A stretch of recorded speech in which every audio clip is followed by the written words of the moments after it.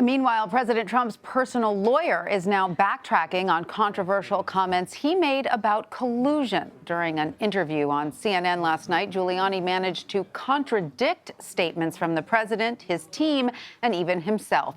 Here's a short history of what Giuliani has said about collusion. This is rigged. I mean, you've got 13 Democrats.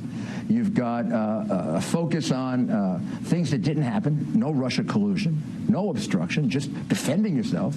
No collusion with the Russians. He believes that if he gets the chance to explain it, people will understand no collusion with the Russians, no obstruction of justice. Yeah, sure, there was contact, as there was in that meeting, but that meeting led to nothing. This led to nothing. So if anything, it's proof there was no collusion. Collusion is not a crime.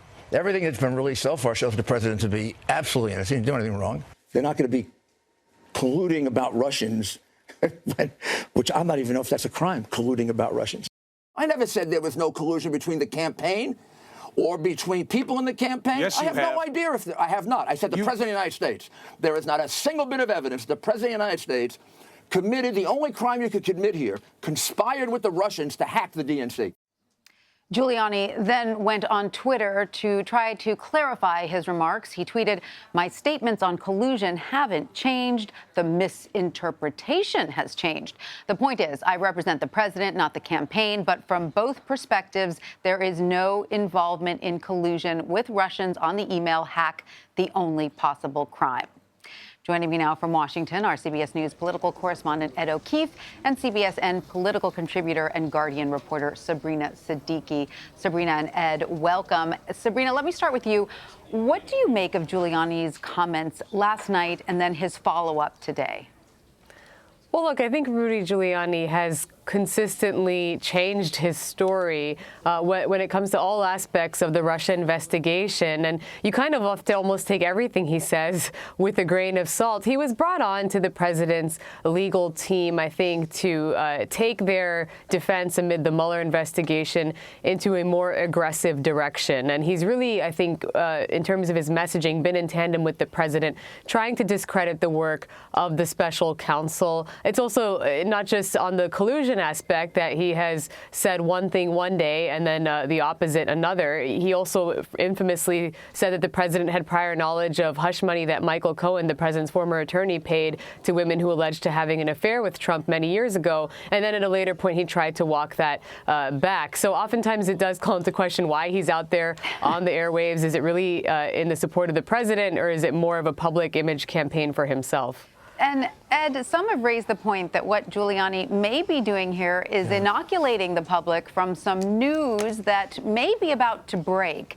What do you make of that theory?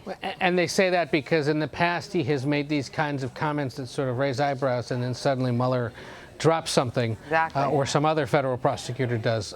Look, we don't know until we see whether or not there is indeed something to be announced by federal prosecutors, but certainly this did raise a lot of eyebrows, and the fact that he had to spend most of today cleaning up what he had said or clarifying what he had said, shows that there's still a lot of interest in all this, and you have to pick your words carefully. I applaud the video editors who went back and found all those comments from the former mayor, because the proof is right there. He had been saying this for more than a year. Right. And, and for him to not clarify that more clearly last night, I think, is a sign that maybe something is up, or maybe they realized they got to change their strategy. Right. Well, because he was repeating the same thing so sort of specifically for so long, and this little tweak now, as you said, really raises eyebrows, wondering why now? What could he possibly be trying to get a front of? But meanwhile, we have the president and the Speaker of the House taking turns postponing each other's events. You know, Sabrina, how disheartening is this for the thousands, the hundreds and thousands of federal workers who aren't getting paid?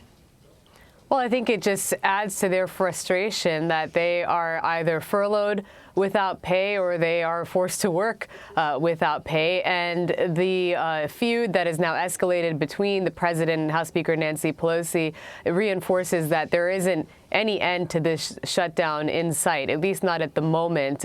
It's important to point out that, yes, you can make the case that Speaker Pelosi suggesting the president postpone the State of the Union address, there was some politics involved there, some public posturing, but it's not analogous to the president abruptly canceling an overseas trip that was planned by a congressional delegation and actually disclosing to the public that the House Speaker and some members of Congress were planning to travel to Afghanistan. Usually when congressional delegations go to an overseas destination, particularly a conflict area, it's not disclosed to the public for security reasons until they arrive on the ground, sometimes not even until the completion of that trip. So this is yet another unprecedented step that the president has taken. I know that we seem to overuse that word, but again, another sign that there's no room for an end to this shutdown at the moment. Sabrina, remind us, if you will, what those delegations do overseas. I know that their trips are shrouded in secrecy for security reasons, but what is the purpose? Well, in this case, there were certainly a few things on the agenda, and an aide I spoke with in Pelosi's office said obviously they were going to go meet with leaders in Afghanistan on the ground, particularly as well with U.S. troops, and I think get an assessment of the country's standing in Afghanistan, of course, the longest war that the U.S. has been involved in at the moment. And I think that also they were going to make a stop in Brussels. Now, that was in part because the pilot had to rest, but I think this was something that was a slight to the president. Pelosi's aide said that they were going to reaffirm their commitment there to NATO leaders. That's, of course, coming as reports are out there suggesting the president wants to withdraw the U.S. from NATO. But also, it's pretty typical for military transportation to be provided to the congressional delegations and the House Speaker, who is second in line for the presidency. So it goes without saying that the president, now having withdrawn the military support for this trip, that's something that, again, breaks with tradition and with precedent. The latest tat in this tit for tat. Now, Ed, this shutdown started, at least in theory, as a fight over wall funding, but has it evolved into something totally different at this point? Well, it's become a high-stakes, for lack of a better term, pissing match, frankly, between the president and the speaker. And they're making full use of the trappings of their power. The speaker and her ability to formally invite the president on behalf of Congress to what is essentially the biggest television audience he enjoys every year, and the president to make full use of his duties as commander-in-chief to revoke what is essentially been a security privilege granted to the speaker because she's in the line of succession. Ever since 9/11, the speaker has been able, whoever it is, been able to travel on military aircraft, whether that's to go home, whether that's to go overseas, or whether that's to make some other kind of official trip somewhere here in the United States. For political travel, they'd have to fly commercial or arrange for private aircraft, but military aircraft is always available specifically to the speaker, unless, of course, the commander-in-chief weighs in and says no, and they have. So today was really just quite petty. So he's not overstepping his bounds here. Since he's commander-in-chief, he's fully in his rights to do that. Just as she wasn't overstepping her bounds by saying, maybe you should reconsider. She didn't formally disinvite him, but she is the only person who can formally invite him to deliver the State of the Union address to Congress. Remember, he could do it at a campaign rally. He could live tweet it. He could just send a written report to Congress. Constitution only says that they have to do it on a regular basis, but doesn't lay out the format and by when it has to happen. So, again, good for them. They figured out that they can use these resources at their disposal, or these powers, if you will, but that doesn't get us anywhere closer to a resolution. Really, this is the first administration I can remember where almost every day we look at each other and we say, can they do that? ... You have to look it up. Where do we stand now, Ed? Day 27. Is there any resolution in sight?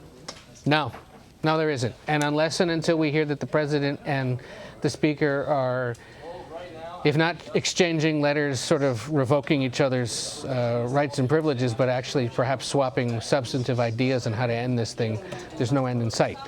And, we will get to a point in the coming weeks where, you're going to see even further exhaustion of federal resources, the federal courts, some more benefits programs that will start to see their funding run dry. And we should point out that even though workers remain furloughed and have been sent home, even today the State Department said everyone can basically come back.